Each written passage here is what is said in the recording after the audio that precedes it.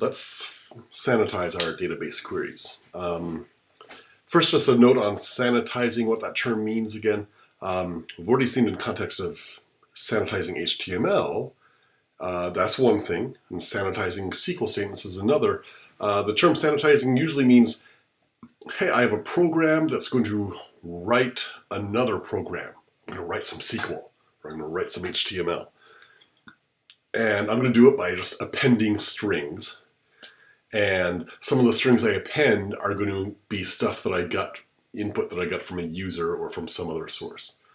By the way, I'll just throw out there that this is similar to macros in the C language. And they do macros just by appending strings without any knowledge of really what it's doing. The right way to do macros is to talk about parse trees and assemble and give me rules for assembling a new parse tree out of some input nodes. That's how macros are in Racket and other systems. And we'll see two ways to handle it. We'll talk about actually sanitizing, and then we'll talk about a better way that does something closer to this parse tree equivalent. So let's see what the heck I'm talking about. Here's some code on the page here for an eminently reasonable program database query. You grab the username and the password from a form. You make a new string, select star from my passwords where name equal tick, user tick, and pass equal tick mark, password tick mark. And of course we need these tick marks. Why? If somebody comes along and types in their name as Fred and password is XYZ123, then we go ahead and we create this query here. I just emphasize the parse in blue that came from the user input. And that is that string that we've created contains a perfectly good SQL query, and this would work just as we expect. But what's going to happen? Eventually we come along and, yeah, Shaquille O'Neal is going to be using our system. Awesome. Types in their name, and okay, so we get this, where name equals Shaquille O'Neal and pass equal whatever. This is not a good SQL query. Why not? Select star from passwords where name equal tick mark, Shaquille O tick mark. At this point, the SQL query says, okay, I see where name equal blah, and now it's expecting like an and or an or, maybe continuing on this Boolean condition, and it gets the word Neil, and it says, whoa, Neil, that's not a SQL command, and so this command kind of will not work. Who knows what the database system, maybe it takes as much as it can and uses that. It's not really what we want. Maybe it gives an error. That error may or may not come back over the PHP connection. Anyway, so yeah, that's a problem. We don't want to have that happen. And I'm just sort of saying, hey, this is a problem. I mean, I guess one way to solve this problem is put on the web page or the input form where they type in their name, say, nope, no apostrophes are allowed. A lot of sites do that. Cowards. That is just a programmer who's afraid to program. Don't make Shaq mad at you because he can't type in his name. That's not a good thing. Next thing you know, Conan O'Brien will be coming after you, and you just don't want to go there. Allow users to type in a tick mark in their name. What do you need to do? You need to take this string here, their name, and convert it to something that will be recognized by SQL as a string containing a tick mark in the middle of it. You can do that. SQL knows that strings can have tick marks in the middle of them, or databases know that. How do you make a SQL string that specifies that? I guess if we had a backslash here, I could put a backslash in front of that tick mark and it would work. Okay, we're going to call a function that's going to go take a string and take all the characters that might muss us up and put a backslash in front of them or do whatever needs to be done with them. Before we go and see that, we'll actually talk about attacking the database. So what would an attacker do? Shaquille's nice. He'll just sort of get some error and, you know, we'll get a letter from his lawyers or something. But what if somebody wants to take advantage of us, though? Yeah, so can you type in something that's even worse? And go ahead and pause and think about it. Not just in general what you can do. People know, oh, I know I can attack by systems that wouldn't sanitize their input. For this particular query, see if you can come up with an exact name and password to type in on the web form that when they get spliced in here will end up somehow logging you in, even if you shouldn't be. So go ahead and pause and see if you can come up with a user and password that will somehow, the Shaquille O'Neal just caused an error. I want to get it to actually log me in. Okay, so if you're clever about it, you'll need to say, okay, I'll need to have a name and I'll have a few letters, then a tick mark.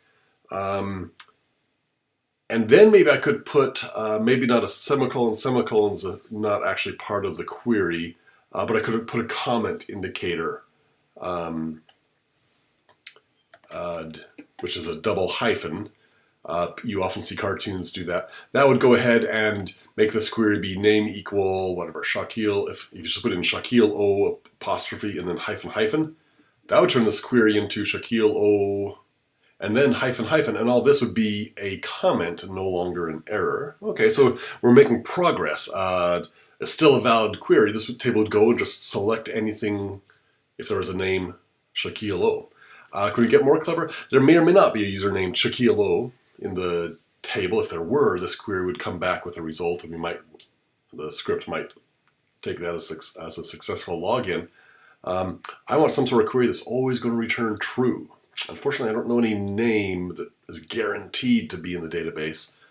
But if you're clever, you can do something like this. So here's the string I'm going to type in: tick mark or high equal high, with no tick mark at the end of it.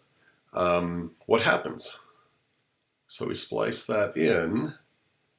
Notice that the lack of tick mark at the end is kind of important for this. Name equal Fred and pass equal tick tick or high equal high. Now we need to know a little bit, what is the value of A and B or C? Well, this is now what is the relative precedence of the AND operator for the OR operator. It turns out OR has lower precedence, so this is, the SQL reads this as select every row where name is Fred and password is empty, might not be any rows matching that, or high equals high. Hey, that's always true. Every row passes that test. So this query would return every row in the database. Okay. Notice that by the lack of tick mark at the end is what made this tick mark that we got spliced into, made sure there was still a valid query. And again, there's other ways to trick a system into doing that. Now, one thing to keep in mind, an attacker doesn't know, when you just come to a web form that asks for a username and password, you don't know that they're making this exact query here. So that's one thing an attacker needs to try to just guess and try things, not knowing exactly what their information is getting spliced into. But okay, so it's good to, again, be exactly sure how these attacks work. Yeah, so what's the solution? One solution: hey, let's call a function before we splice in Fred, or the name, and before we slice in the password. We're going to go ahead and call a function that will, just like HTML special chars, a pretty mindless function. Is a function that's given a string, returns a string that's almost the same, but has maybe some extra backslash in it before any tick marks. Are there any other characters that we need to worry about in SQL? The answer is, gosh, I don't know. I mean, I'll have to go off and really study MySQL again, look up the language specs. So don't rely on your own memory for this. Don't write your own function that does it. Call the built-in function that's tuned for doing exactly this. They made sure that they were following the SQL spec, and they worry about all the characters that might mess up your input. What is that function called? Well, in the mysqli library, it's mysqli underscore real underscore escape underscore string. Oh my goodness. What sort of name is that? I mean, maybe it's better than HTML special chars, but mysqli real escape string. By the way, there is a MySQL escape string, not real escape string. So that's not the real one. You use the real one. Oh well. Okay, so yeah. So what's the upshot? Call this function on your inputs as you're constructing a SQL query. Okay. By the way, I'll just throw out there, sometimes people say, well, you know, on my input validation form, and I did client-side checking and then server-side checking, I know that there can't be any apostrophes in this input that I'm about to stick into the database, because that was one of my criteria that I validated for. Okay, that's fine. In that case, you've reasoned yourself and you can optimize out this call if you want. My suggestion, put that call in anyway. Why? Because things change. Somebody else comes along, takes over the project, sees that quotes aren't allowed. Their boss says, hey, I just got a letter from Shaquille O'Neal's lawyers. He's very upset about not being able to use our awesome website. Let's fix our website so it allows apostrophes. And somebody else will go and change all the validation code and then kind of forget that you were really assuming the database code relied on the principle coming from there. So that's another good reason to include the call to mysqli real escape string, even if you don't need to. What's another good reason? You wake up one morning and find out your database has been hacked. Somebody's gotten hold of all the records. You're like, oh no, what's going on? You sit down, start wading through all your code, working through things. If somebody's going through the code and say, wait a minute, here I'm doing an insert and I'm using user data and I'm not calling mysqli real escape string, they might say, hey, I found our vulnerability and I can patch it right now and tell my boss, hey, we can go back live again, we're safe again. When you didn't put that call in there because you knew it wasn't needed for a very subtle, convoluted reason. And now you're sort of fooling other people that are trying to fix things maybe under very trying situations. It's almost documentation. It's like, yep, I've really validated things. Even though I know it doesn't need to be validated, it doesn't hurt. Calling that function won't really do anything bad. The amount it slows things down is going to be infinitesimal compared with all the other things you're doing. So just doing a database query takes much, much more time than, a few extra calls to make sure a string didn't have the characters you know it didn't have. But okay, so that's one way to sanitize yourself. It's called mysqli real escape string.